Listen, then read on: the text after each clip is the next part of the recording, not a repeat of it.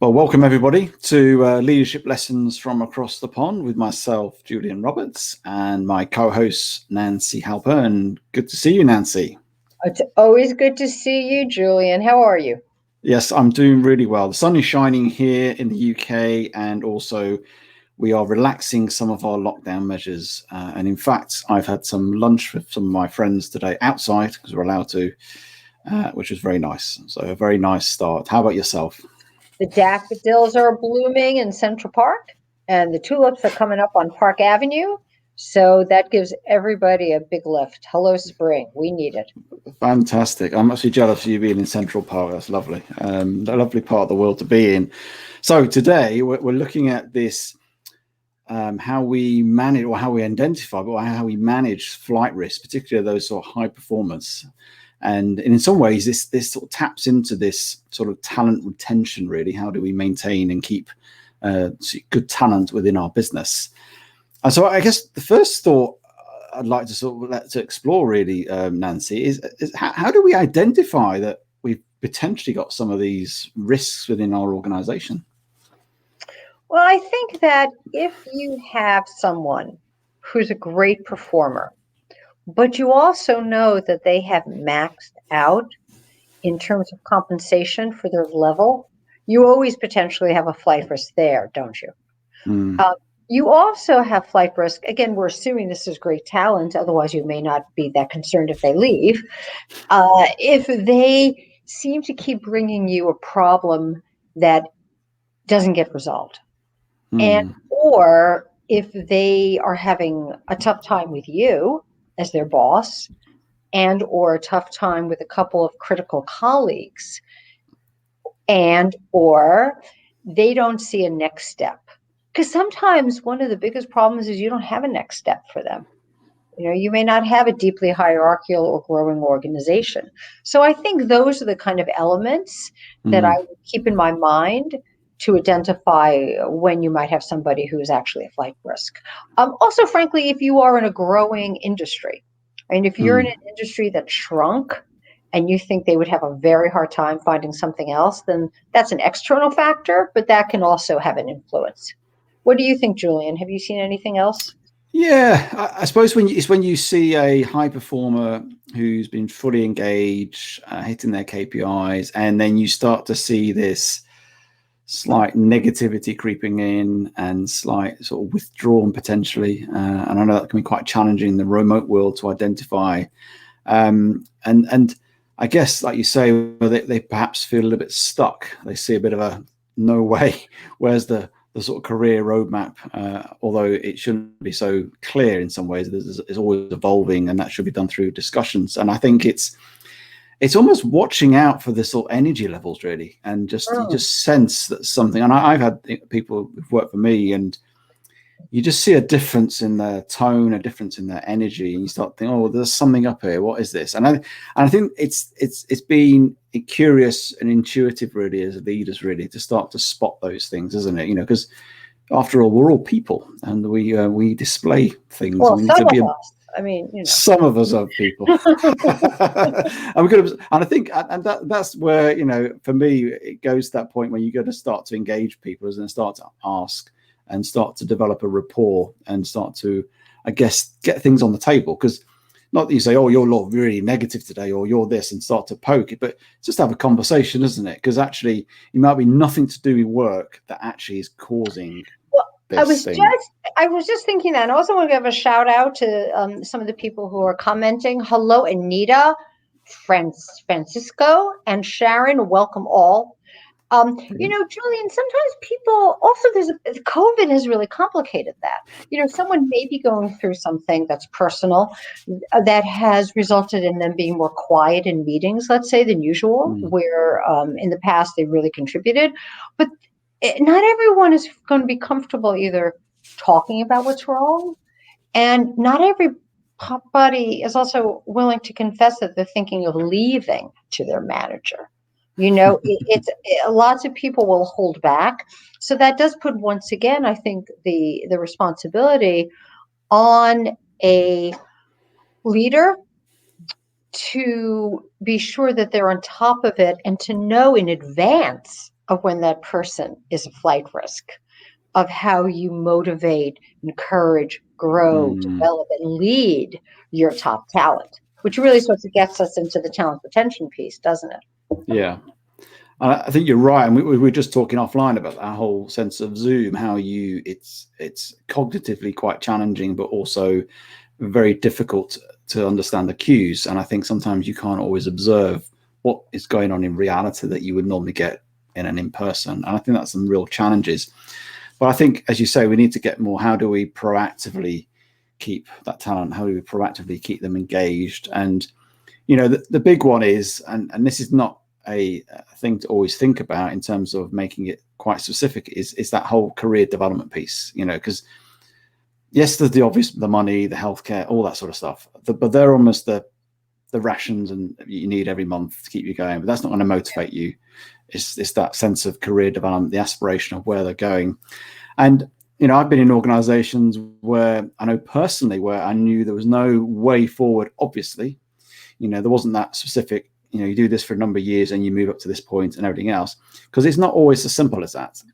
However, I've found for my own personal development, what was helpful for me, and also I've done to other individuals, was almost a roadmap that was fairly fluid, because it wasn't definitive, because things change all the time.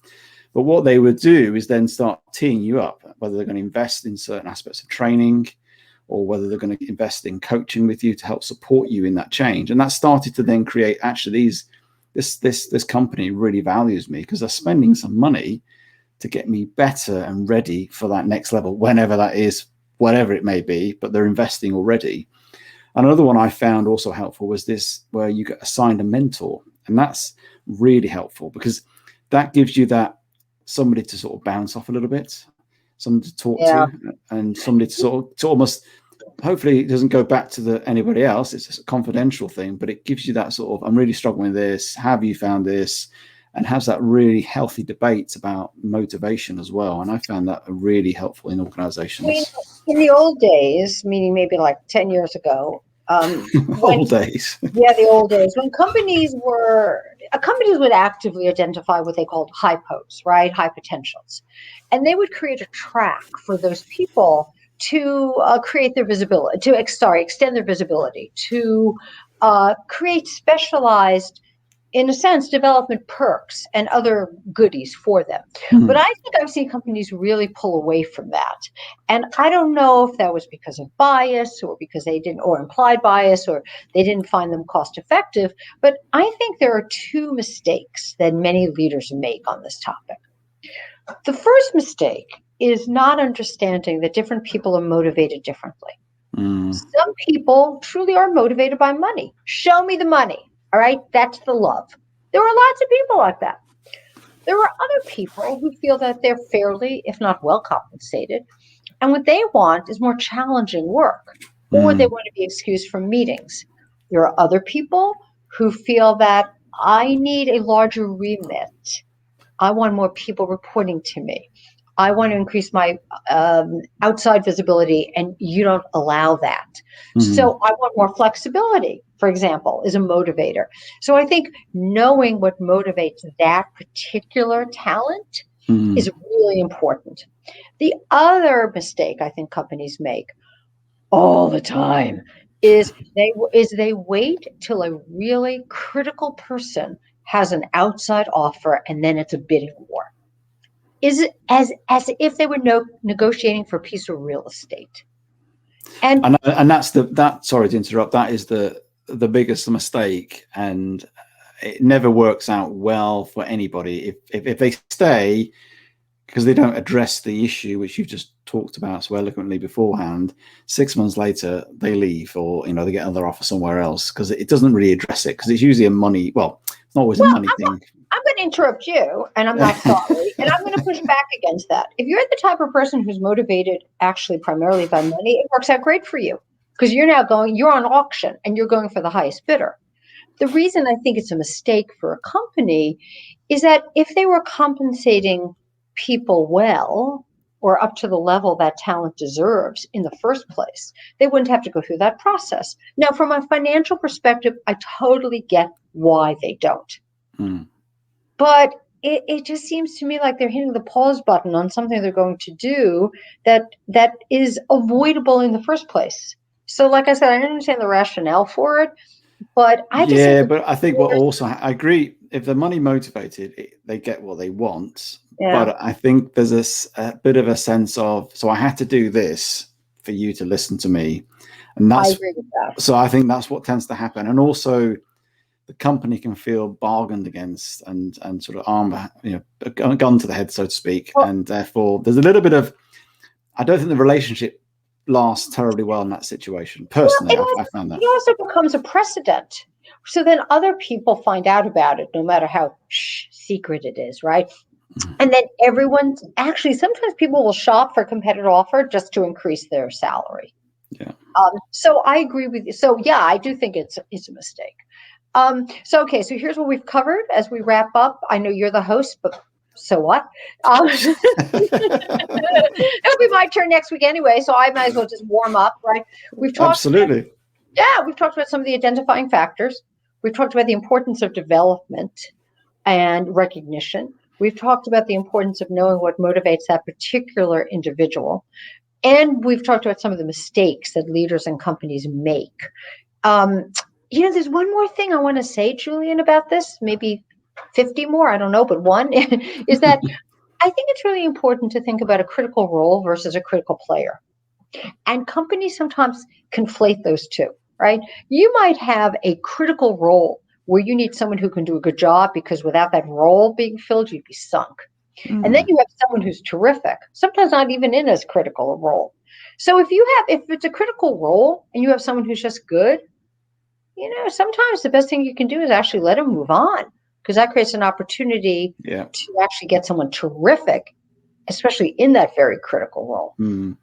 No, I agree with you. And I've had many situations where I've let people go and not fought for them. And it's interesting because I think sometimes their strategy has been to try and get more money. And I've gone, oh, that's great, go for it. And you can see their face thinking, that didn't work, did it? You're so cruel, Julian. Do you know what? I've challenged, if I want to keep the individual, I think they're worth, whether it's a critical role or critical person, I've done have a healthy conversation with them, because I think it's important not to feel a sense of, oh, I'll come and match you. Actually, what are your reasons? And that gives me the opportunity to say, why are you going there? What is it? And if I get to the point thinking, do you know what? We can't give you that in this short space of time. And that's leaders being really honest, really open, and actually courageous about it, not saying, holding on to, yes, there's an impact, clearly, because you're going to think, I've got to try and hire, all that sort of stuff, onboarding, and that's a lot of effort, but actually letting people go in a positive way serves you well. And I've employed other people when I've moved companies myself, and I've brought other people in who've left because of the relationship I had with them and how I operated with them, how I worked with them. So I think it's important to be open-handed as well, and sort of in our approach. I'm sure you'll be shocked by this. I've thought of two more things. One, I think the timing can play a huge factor. If you're in the midst of launching a critical initiative that's going to, I don't know, whatever, launch within the next 90 days, you might not be able to afford that person. So you might expect to pay a premium. And it's just something to think about. There's what they want, but there's also what do you need. Yeah. And so timing really does matter. You might hate them for what in your case is bad timing. When you think about it as a negotiation, pretty savvy on their part. The other thing I think we need to think about in terms of identifying and managing flight risk employees and talent is the whole future of work. Will it be hybrid? Will it be work from home? Will it be virtual first? Is going to potentially increase pressure from some of your key talent about what they want. And their expectation is you're going to be very flexible for them. And so if your company hasn't sort of started to think about this in a creative, talent-driven way, I think you better come to the ball game, because it's going to start really soon. No, and I agree. And I think that whole sort of, whether it's flexible working, hybrid working, however you want to call it, are people going to go back to the office? I think is a huge part to play in how to help people, motivate people, and keep people there. And I think it's probably a discussion for us to have, I think, on here in terms of how companies might map that out and work that through as we go forward. So thank you for those. So thank you for those who've been commenting and listening. We appreciate you supporting us. Do continue to like, and you can go to a YouTube channel of this or the past episodes, which we'll put a link into the comments when we come off air. Yes, great to see you again, Nancy. Appreciate your insight as always. Always. And I'll see you next week. Yeah, we'll see you next week, same time. Thank you very much. Bye, everybody.